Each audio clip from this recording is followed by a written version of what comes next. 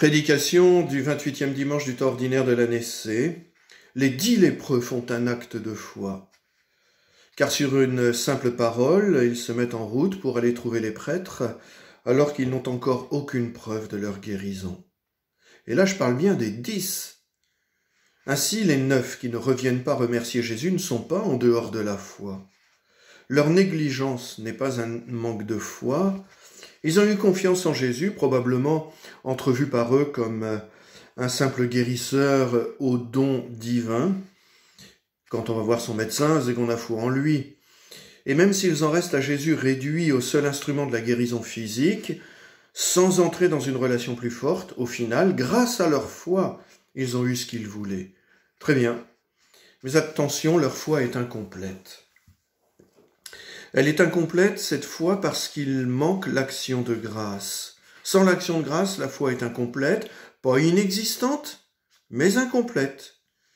L'action de grâce du 10e porte un fruit qui dépasse la guérison. Par son action de grâce, il permet à Jésus de le faire entrer dans une dimension de salut. Ta foi t'a sauvé. Il y a passage de la guérison au salut, ce qui est de plus grande ampleur, car c'est entrer dans la vie divine, pour faire bref. Pour les 10, il y a retour à la santé. Pour le 10e, en plus du retour à la santé, il y a l'ouverture à l'avenir du salut.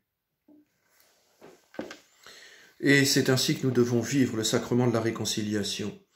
À l'époque de Jésus, on disait que les lépreux sont ainsi parce qu'ils sont pécheurs. Cette mentalité est fausse, elle est erronée, mais nous pouvons quand même en tirer un enseignement. Lors d'une retraite de profession de foi, un collègue, préparant les jeunes au sacrement de la réconciliation, avait utilisé l'expression « lèpre du péché ». Lèpre du péché. Cette expression est parlante et nous pensons en cela au psaume 30, verset 11. « Le péché m'a fait perdre mes forces, il me ronge les os. » Psaume 30, verset 11. Au terme de la célébration du sacrement de la réconciliation, il est donc absolument fondamental que nous ne soyons pas comme 9 de ces lépreux guéris qui oublient de remercier.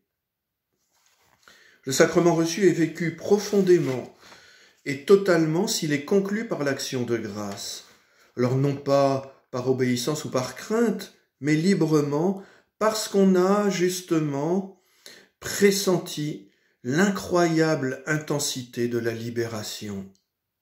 Comme le dit fort justement un prêtre du diocèse de Saint-Dié, le père Luc Fritz, je cite, « L'action de grâce n'est en effet ouverte qu'à celui qui fait mémoire des dons reçus. L'action de grâce n'est en effet ouverte qu'à celui qui fait mémoire des dons reçus. » Autrement dit, s'il n'y a pas une action de grâce au terme de la célébration du sacrement de la réconciliation, c'est qu'il n'y a pas la conscience profonde et aiguisée du don reçu. Là où on oublie de rendre grâce, le nom de Jésus se vide peu à peu d'une partie de sa profondeur.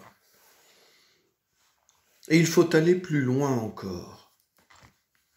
Car le sacrement de la réconciliation est en lui-même une immense action de grâce pour le salut acquis par le Christ à la croix.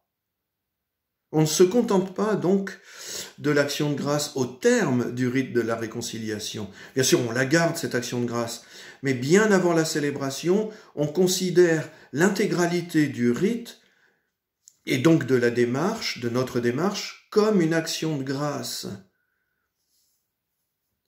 Nous avons une lointaine préparation de cela dès le Premier Testament. C'est au psaume 31, le verset 5, où le psalmiste dit « J'ai dit, je rendrai grâce au Seigneur en confessant mes péchés. Je rendrai grâce au Seigneur en confessant mes péchés. » C'est le psaume 31 au verset 5.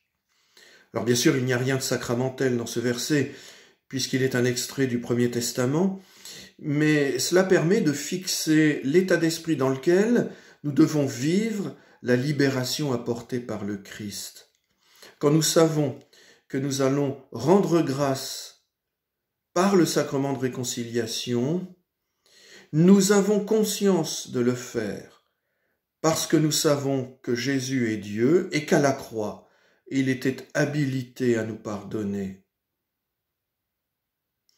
Quand nous faisons cette démarche de nous rendre au sacrement de la réconciliation comme une action de grâce, alors l'Esprit Saint nous rappelle le salut obtenu à la croix.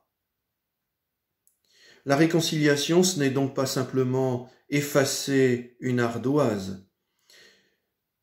Par la grâce de l'action de grâce, si j'ose dire en répétant 2 fois le mot grâce, par la grâce de l'action de grâce, par la puissance de l'action de grâce, tout le sacrement de la réconciliation est une entrée dans une dimension salvifique plus large, qui est le salut du monde.